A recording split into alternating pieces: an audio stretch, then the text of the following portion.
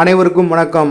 GE aerospace மற்றும் Hindustan aeronautics limited ஆகியவை F414 என்ஜின்களுக்கான தொழில்நுட்பத்தை மாற்றுவதற்கான ஒரு முக்கிய ஒப்பந்தத்தின் இறுதி கட்டத்தை நெருங்கி வருகின்றன.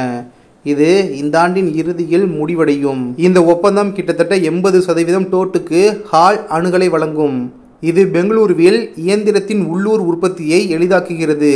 GE ஏரோஸ்பேஸ் இந்த டோட் தொகுப்பு F414 என்ஜின்களுக்கான முந்தைய ஒப்பந்தத்தை மிஞ்சும் என்று வலியுறுத்தியுள்ளது. குறிப்பிடத்தக்க வகையில் தென்கொரியா அதன் KF-21 போர் விமானத்திற்கு அதே இயந்திரத்தை பயன்படுத்தி 59% டோட் மட்டுமே பெற்றது. நிறுத்தப்பட்ட 20% குறிப்பிடத்தக்க விவரங்கள் வெளியிடப்படவில்லை என்றாலும் GE ஆனது ஒற்றை படிக பிளேடுகளுக்கான வார்ப்பு செயல்முறையையும் முழு அதிகார டிஜிட்டல் இயந்திர கட்டுப்பாடு அமைப்பிற்கான மென்பொருளையும் தக்க வைத்துக் கொள்ளும் என்பது உறுதியளிக்கப்பட்டுள்ளது. இருப்பினும் இந்த பிளேடுகளை பூச்சு மற்றும் எந்திரம் செய்வதற்கான தொழில்நுட்பத்தை ஹால் பெறும். மீதமுள்ள 20% தொழில்நுட்பம் அவர்களின் அறிவுசார் சொத்துரிமைகளை பாதுகாக்கும் வகையில் GE ஆனது ஹாலுக்கு நேரடியாக வழங்கப்படும். இந்த அணுகுமுறை GE-இன் முக்கிய கூறுகளின் மீதமான கட்டுப்பாட்டை ஹாலின் திறனுடன் உள்நாட்டிலேயே இயந்திரத்தை உற்பத்தி செய்து பராமரிக்கிறது. காவேரி என்ஜின் திட்டத்தின் மூலம் ஒற்றை கிறிஸ்டல் பிளேடு வார்ப்புக்கான உள்நாட்டு திறன்களை இந்தியா உருவாக்கியிருந்தாலும் இந்த தொழில்நுட்பத்தை நிறுத்தி வைப்பது ஒரு பெரிய தடையாக பார்க்கப்படவில்லை. இந்திய நிறுவனங்கள் உள்நாட்டில் உருவாக்கப்பட்ட தொழில்நுட்பத்தை பயன்படுத்தி நிறுத்தி வைக்கப்பட்ட கூறுகளை விரைவில் மாற்றலாம். இதன் மூலம் 100% உள்ளூர் உற்பத்தியை அடைய முடியும். இந்த ஒப்பந்தத்தின் இறுதி வடிவம் இந்தியாவின் பாதுகாப்பு துறைக்கு ஒரு குறிப்பிடத்தக்க படியாகும். F414 என்ஜின்களுக்கான உள்ளூர் தயாரிப்பானது வெளிநாட்டு சப்ளையர்கள் மீதான இந்தியாவின் நம்பிக்கையை குறைக்கும். உள்நாட்டு தொழில்கள் மற்றும் வேலைகளுக்கான புதிய வாய்ப்புகளை உருவாக்குகிறது. மேலும் மேம்பட்ட இயந்திர தொழில்நுட்பத்தில் இந்தியாவின் திறன்களை மேம்படுத்துகிறது. உலக விண்வெளி துறையில் நாட்டை ஒரு முக்கிய வீரராக நிலைநிறுத்துகிறது. அடுத்த செய்தி. ரஷ்ய எல்லைக்குள் ஸ்ட்ராம் ஷேடோ எனப்படும் நீண்ட தூர ஏவுகணைகளை பயன்படுத்தி தாக்குதல் நடத்துவதற்கு உக்ரைனுக்கு அமெரிக்கா மற்றும் பிரிட்டன் ஆகிய நாடுகள் அனுமதி வழங்கும் என்று எதிர்பார்க்கப்பட்டது. இந்த ஏவுகணைகள் உக்ரைனுக்கு ஏற்கனவே வழங்கப்பட்டுள்ளன. ஆனால் அந்நாட்டில் எல்லைக்குள் மட்டுமே இது பயன்படுத்தப்பட வேண்டும் என்பன போன்ற கட்டுப்பாடுகளும் விதிக்கப்பட்டுள்ளன. கடந்த சில வாரங்களாக இந்த கட்டுப்பாடுகளை நீக்க வேண்டும் என்று உக்ரைன் கோரிக்கை விடுத்து வருகிறது. இந்த ஏவுகணைகளை கொண்டு ரஷ்யாவிற்குள் உள்ள அந்நாட்டின் இராணுவ தளங்களை தாக்க உக்ரைன் அனுமதி கோரி வருகிறது. ஆனால் அமெரிக்கா உள்ளிட்ட மேற்கத்திய நாடுகள் இந்த ஏவுகணைகளை அவ்வாறு பயன்படுத்த உக்ரைனுக்கு அனுமதி வழங்காதது ஏன் என்ற கேள்வி எழுந்துள்ளது. இதே நேரத்தில் இந்த ஏவுகணைகள் ரஷ்யா உக்ரைன் போரில் என்ன மாற்றத்தை ஏற்படுத்தும் என்ற கேள்வியும் எழுந்துள்ளது.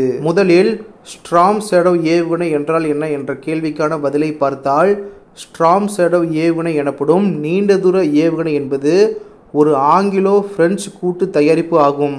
அதனை கொண்டு அதிகபட்சம் 250 கிலோமீட்டர் தொலைவில் உள்ள இலக்கை தாக்க முடியும். பிரெஞ்சு நாட்டவர் இதனை ஸ்கால்ப் என்றழைத்தனர். பிரிட்டன் மற்றும் பிரான்ஸ் ஆகிய நாடுகள் ஏற்கனவே உக்ரைனுக்கு இந்த ஏவுகணைகளை வழங்கியுள்ளன. ஆனால் அவற்றை பயன்படுத்துவதற்கு சில நிபந்தனைகளையும் விதித்துள்ளன. அதன்படி உக்ரைன் தனது நாட்டின் எல்லைக்குள் மட்டுமே இந்த ஏவுகணையை பயன்படுத்த முடியும். இந்த ஏவுகணை விமானத்தில் இருந்து ஏவப்படுகிறது. இது ஒளியின் வேகத்திற்கு பறந்து இலக்கை அடைந்ததும் குண்டுகளை வெடிக்க செய்யும். எதிரி நாட்டின் பதுங்கு குழிகளையும் வெடிகுண்டு கிடங்குகளையும் அழிக்க இது ஒரு பயனுள்ள ஆயுதமாகும். ரஷ்யாவும் உக்ரைன் மீது இதே போன்ற ஏவுகணைகளை பயன்படுத்தி தாக்குதல் நடத்தியுள்ளது. இது அதிக ஆற்றல் வாய்ந்த ஏவுகணையாகும். அதற்கேற்ப இதன் விலையும் அதிகம். ஒரு ஏவுகணையின் விலை சுமார் 10 லட்சம் அமெரிக்க டாலர்கள் ஆகும். இந்த ஏவுகணைகளை ஏவுவதற்கு முன்பாக எதிரிகளின் ரேடார்களை திசை திருப்ப மலிவு விலை ட்ரோன்கள் பறக்க விடப்படுகின்றன. இதே உத்தியை ரஷ்யாவும் பயன்படுத்துகிறது. இந்த ஏவுகணைகளை கொண்டு உக்ரைன் ரஷ்யாவின் கட்டுப்பாட்டில் உள்ள கிரைமியாவின் செவாஸ்டாபோல் நகரில் உள்ள ரஷ்ய கடற்படை தளத்தை தாக்கியுள்ளது. இது கிரைமியா முழுவதிலும் உள்ள ரஷ்ய கடற்படைக்கு பாதுகாப்பற்ற சூழலை உருவாக்கியது. நீண்ட தூர ஏவுகணைகள் உக்ரைனுக்கு பயனுள்ளதாக இருக்கும் என்று உறுதியளிக்கப்பட்டுள்ளது. இந்த ஏவுகணைகள் ரஷ்ய நாட்டின் இராணுவ தளங்களை மிக துல்லியமாக தாக்கும் என்று இராணுவ அறிஞரும் பிரிட்டனின் முன்னாள் இராணுவ அதிகாரியும் சிவிலைன் கன்சல்டன்சியின் தலைமை நிர்வாக அதிகாரியுமான ஜஸ்டின் கிரம்ப் அவர்கள் கூறினார். உக்ரைனில் பல நகரங்கள் ரஷ்ய குண்டு வீச்சுக்கு தினமும் இலக்காகின்றன. உக்ரைனின் இராணுவ தளங்கள், குடியிருப்புகள் மற்றும் மருத்துவமனைகள் மீது ரஷ்யா ஏவுகணைகள் மற்றும் குண்டுகளை வீசி தாக்குதல் நடத்தி வருகிறது. இந்த தாக்குதலை நடத்த ரஷ்யா பயன்படுத்தும் இராணுவ தளங்களை தாக்க அனுமதி தராமல் இருப்பது போரில் கையை பின்னால் கட்டிக்கொண்டு பணிந்து செயல்படுவதற்கு ஒப்பானது என்று உக்ரைன் கூறுகிறது. உக்ரைனுக்கு சொந்தமாக நவீன மற்றும் நீண்ட தூர இலக்குகளை தாக்கும் ட்ரோன்கள் இருக்கின்றன. இந்த ஆயுதங்களை கொண்டு ரஷ்ய எல்லைக்குள் சுமார் 100 கிலோமீட்டர் உள்ளே வரை உக்ரைன் பலமுறை தாக்குதல் நடத்தியுள்ளது. ஆனால் இதில் மிகவும் குறைந்த எடை கொண்ட குண்டுகளை மட்டும் கொண்டு செல்ல முடியும் என்பதால் பெரிய அளவில் சேதத்தை ஏற்படுத்த முடியாது. இந்த ட்ரோன்களை ரஷ்யா பலமுறை இடைமறித்து அழிக்கவும் செய்துள்ளது. போரில் ரஷ்யாவை சமாளிக்க ஸ்ட்ராம் ஷேடோ ஏவுகணை போன்ற நீண்ட தூர ஏவுகணைகளையும் அமெரிக்காவின் ATACM போன்ற 300 கிலோமீட்டர் தூரம் வரை தாக்கும் ஏவுகணை அமைப்புகளையும் பயன்படுத்தி ரஷ்ய எல்லைக்குள் தாக்குதல் நடத்த அனுமதிக்குமாறு உக்ரைன் கோரி வருகிறது. இதே நேரத்தில் ரஷ்யா உக்ரைன் போரில் நீண்ட தூர ஏவுகணை என்ன மாற்றத்தை ஏற்படுத்த முடியும் என்ற கேள்விக்கான பதிலை இப்பொழுது நாம் பார்க்கலாம். மேற்கத்திய நாடுகள் வழங்கிய நீண்ட தூர ஏவுகணைகளை ரஷ்ய எல்லைக்குள் பயன்படுத்த அனுமதிக்குமாறு நீண்ட காலமாக உக்ரைன் கோரி வருகிறது. இந்த அனுமதி வழங்கப்பட்டால் என்ன ஆகலாம் என்பது குறித்து முன்னெச்சரிக்கை நடவடிக்கைகளை ரஷ்யா ஏற்கனவே எடுத்துள்ளது. குண்டுவீச்சு விமானங்கள், ஏவுகணைகள் மற்றும் சில இராணுவ உள்கட்டமைப்புகளை நாட்டின் உள்புறம் ரஷ்யா நகர்த்தியுள்ளது. அதாவது உக்ரைன் எல்லையில் இருந்த நீண்ட தூர ஏவுகணைகளால் எட்ட முடியாத தொலைவுக்கு ரஷ்யா நகர்த்தியுள்ளது. உக்ரைன் எல்லையில் இருந்து நீண்ட தூர ஏவுகணைகளால் எட்டக்கூடிய தொலைவுக்குள் சுமார் 200 ரஷ்ய இராணுவ தளங்களை போர் ஆய்வுக்கான நிறுவனம் கண்டறிந்துள்ளது. ATACMS ஏவுகணைகளை பயன்படுத்த அமெரிக்கா ஒப்புதல் அளித்தால் மேலும் சில ரஷ்ய இராணுவ தளங்கள் இந்த வரம்பிற்குள் வரும். ரஷ்ய எல்லைக்குள் நீண்ட தூர ஏவுகணைகளை பயன்படுத்த உக்ரைனுக்கு அனுமதி வழங்குவது போரில் எத்தகைய தாக்கத்தை ஏற்படுத்தும் என்பது குறித்து வெள்ளை மாளிகைக்கும் அமெரிக்க இராணுவ தலைமையகமான பென்டகனுக்கும் குழப்பம் இருப்பதாக முன்னாள் அமெரிக்க அதிகாரி ஒருவர் பிபிசியிடம் கூறினார். ரஷ்ய எல்லைக்குள் நீண்ட தூர ஏவுகணைகளை பயன்படுத்த உக்ரைனுக்கு அனுமதி வழங்கப்படலாம் என்பது குறித்த அச்சுறுத்தலை எதிர்கொள்ள வான் பாதுகாப்பு முயற்சிகளை ரஷ்யா எடுத்து வருகிறது. ஆனால் ரஷ்யாவுக்கு இந்த பணி மிகவும் கடினமானதாக இருக்கும் என்று சிவிலின் ஜஸ்டின் கிரம்ப் அவர்கள் கூறினார். கட்டுப்பாடுகளை நீக்குவது உக்ரைனுக்கு 2 முக்கிய நன்மைகளை அளிக்கும் என்று ருசி திட்டக்குழுவின் இராணுவ அறிவியல் இயக்குநரான மேத்யூ சாவில் அவர்கள் கருதுகிறார். முதலாவதாக, இதன் மூலம் உக்ரைனுக்கு இன்னொரு ஏவுகணையான ATACMS-ஐ பயன்படுத்துவதற்கான வழி பிறக்கக்கூடும். இரண்டாவதாக, வான் பாதுகாப்பு ஆயுதங்களை எங்கு நிலைநிறுத்துவது என்பது குறித்து ரஷ்யாவிற்கு ஒரு இக்கட்டான நிலையை ஏற்படுத்தும்.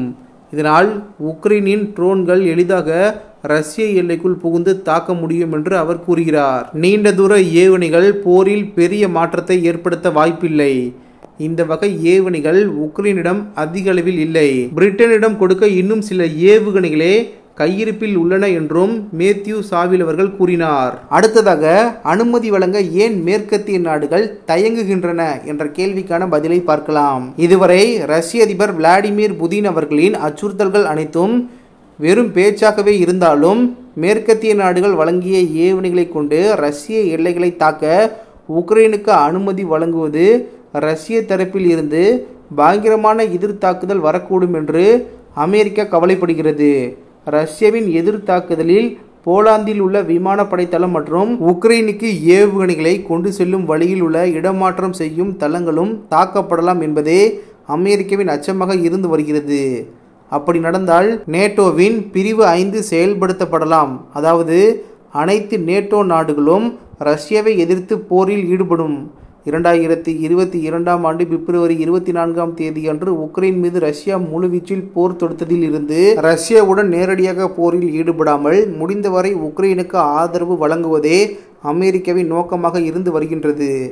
ஆயினும் கூட கிரைமியா மற்றும் 2022ஆம் ஆண்டு ரஷ்யா சட்டவிரோதமாக தனது நாட்டுடன் இணைத்து கொண்ட கிழக்கு உக்ரைன் பகுதிகளில் மேற்கத்திய நாடுகள் வழங்கிய ஏவுகணைகளை ரஷ்ய படைகளுக்கு எதிராக பயன்படுத்த உக்ரைனுக்கு அமெரிக்கா அனுமதி வழங்கியுள்ளது. இந்த பகுதிகளை ரஷ்யா தனது எல்லைக்குட்பட்ட பகுதியாக கருதினாலும் அமெரிக்கா மற்றும் சர்வதேச நாடுகளால் அது அங்கீகரிக்கப்படவில்லை. அடுத்ததாக மேற்கத்திய நாடுகளின் ஈடுபாடு குறித்து புதின் அவர்களின் கருத்துக்கள் பற்றி பார்க்கலாம். மேற்கத்திய நாடுகள் உதவி இல்லாமல் உக்ரைனால் நீண்ட தூர ஏவுகணைகளை பயன்படுத்த முடியாது என்றும் இந்த நீண்ட தூர ஏவுகணைகள் மூலம் அமெரிக்கா மற்றும் பிரிட்டன் இந்த போரில் நேரடியாக தலையிடுகிறது என்றும் ரஷ்ய அதிபர் புதின் அவர்கள் கருதுகிறார். ரஷ்யாவில் செய்தியாளர்களிடம் பேசிய அவர், நேட்டோ நாடுகளின் இராணுவ வீரர்கள் மட்டுமே இத்தகைய ஏவுகணைகளை விமான அமைப்புகளில் பொருத்த முடியும் என்று கூறினார். தாக்குதல் நடத்த ரஷ்ய எல்லைகளை தேர்ந்தெடுப்பதற்கு மேற்கத்திய நாடுகள் வழங்கிய செயற்கைக்கோள் நுண்ணறிவையே உக்ரைன் நம்பியுள்ளது என்றும் அவர் கூறினார். இந்த வீடியோ இன்ஃபர்மேட்டிவாக இருந்தால் சேனலை சப்ஸ்கிரைப் செய்து கொள்ளுங்கள். நன்றி. ஜெய் ஹிந்த்.